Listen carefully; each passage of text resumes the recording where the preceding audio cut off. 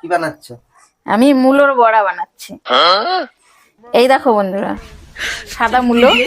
মূলো অনেক রকমের হয়, তো এই সাদা মূলোর বড়াটাই খেতে ভালো লাগে। অন্য মূলোর বড়াটা বড়া খেতে ভালো লাগে না। সাদা মুলোর বড়া খেতে ভালো লাগে। দেখো কি কি দিয়েছি এর মধ্যে। মূলোটাকে হাতে ভালো করে কুচিয়ে নিয়েছি, নিয়ে লবণ দিয়ে চটকি জলটা বের করে নিয়েছি। তারপরে পেঁয়াজ কুচি আছে, রসুন কুচি আছে, চালের গুঁড়ো আছে, বেসন আছে, লবণ, হলুদ, কালো জিরে সব দিয়ে ভালো করে মাখিয়ে নিয়েছি। এবার দেখো টেস্টি টেস্টি হবে মনে হচ্ছে, বুঝেছো? আমার তেলও গরম হয়ে গেছে। তোমরা সবাই একটু বাড়িতে এইভাবে করে খেয়ে দেখবে, খেয়ে বলবে কেমন হয়েছে। আর বড়াটা তোমরা করে খেয়ে দেখবে।